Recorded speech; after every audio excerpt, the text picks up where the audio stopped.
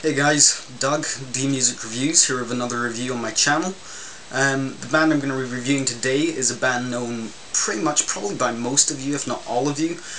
Probably the most popular alternative rock or gothic rock or new wave band in Britain and possibly even worldwide, because this band is very well known. The band I'm referring to is of course The Cure. If you don't know The Cure, they're an English rock band from West Sussex, England, that started up in 1976. Like I said, they are alternative rock or gothic rock in some of their albums. They have 4 members currently. 4 members? Yeah, I think they've got 4 members. Lead singer and frontman of the band, also lead guitarist, is Robert Smith, and he is the most prominent member of the entire band.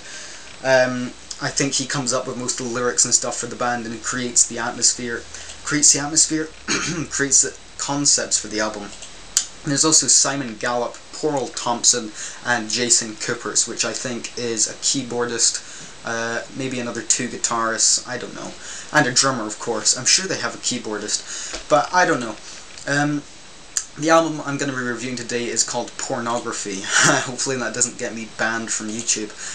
It's their 4th LP, released in 1982, coming after Faith and coming before The Top. Great way to start an introduction, coughing. I think I've got another throat infection, I don't know. Anyway, ever forward.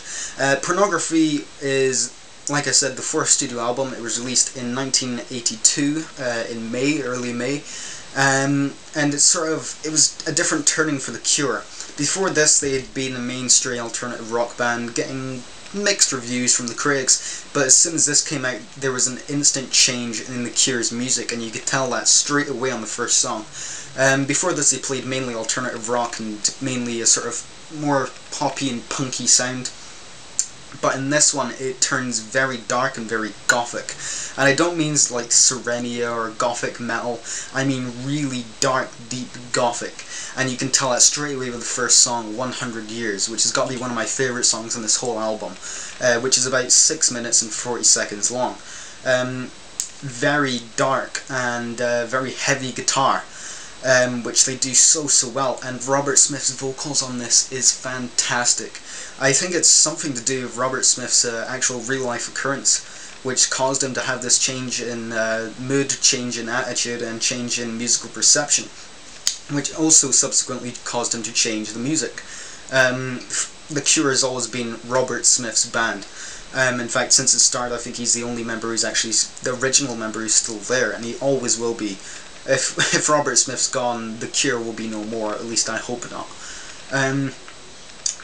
And so, yeah, I think this has something to do a lot with Robert Smith's real life. I can't actually find anything that says that it is. Maybe I just haven't been looking enough. But the lyrical themes in this are mainly around depression, sadness, hopelessness, and also romance. Not so much romance, but you can tell that something's happened, and it's usually something involving a girl. Below, in fact, I'm going to put Austin Farrell, Free Creation's review of their album Disintegration, also another fantastic Cure album. I think he describes sort of Robert Smith's problems in real life and how that affected his music a bit more deeply than I can. If you haven't in fact heard of Free Creation, subscribe to him now, one of the best reviewers of music on YouTube, no doubt. Anyway, 100 Years goes on to number 2, A Short-Term Effect, and in fact, I see straight away when this goes on to it, this album is all about atmosphere, as well as I'm in a Coffin. I think, hopefully I've uploaded that review. But there's always a very dark setting to all of these songs. A very dark sound, a very sort of grim sound, and you can almost feel the depression coming into you. I mean, they're that good at making an atmosphere and portraying their emotions and feelings for this music. Robert Smith is a fantastic emotional singer, as well as just being a fantastic singer anyway. He's got to be one of my favourite British vocalists ever. And he portrays his emotions through this absolutely fantastically. The lyrics in this aren't simple, they're very complex, and there's a lot of guessing work needed. He doesn't really tell you straight away what the songs are about. He wants you to try and guess and make your own image, but it's so hard to do because he puts in some odd titles as well as putting in odd lyrics in themselves. They're very complex. For instance, The Hanging Garden, number 3, The Figurehead, number 1 on side 2, or just track 5, and the most confusing track on this is actually the last track, which is just self-titled Pornography. Self-titled Pornography. But that's mainly just filled with sort of, what would you call it, backmasked? You know, where the song's being put backwards. I'm sure it's backmasking, but I don't know if it's a movie or what, but it sounds like it's been backmasked for like the first 5 minutes and then they start going into their own thing. So it's really confusing stuff. And I, even myself, cannot tell what this is actually meant to be about, but you can tell that it's very dark, very grim, very depressive. And after this album, they pretty much followed that same sort of setting for a lot of their albums. Subsequently, Disintegration and also Blood Flowers. That's part of a... Pornography is the first part of a 3-part trilogy. So if you want to check this out, also check out those other 2 albums. They all form one big story, apparently, even though they span over something like 20 years. So well done to them for lasting even that long. But I mean, album is absolutely fantastic. The instrumentalists in this do their job really well, and they really make such an atmosphere that it just captivates you straight away. It's actually kind of scary listening to this first time when you hear 100 Years, because I've never really heard anything like this before, and I don't know if I ever will hear anything like this again, because it's such a dark, and it's portrayed so well that it's actually kind of scary. But anyway, definitely check out this album.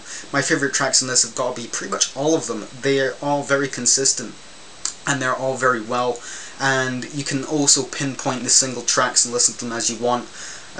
But very, very good album, very emotional album. For anybody that's going through depressive problems or sadness, you might actually want to not go to this, because it almost makes you feel worse. Every time I listen to this, my smile sort of drips a little bit.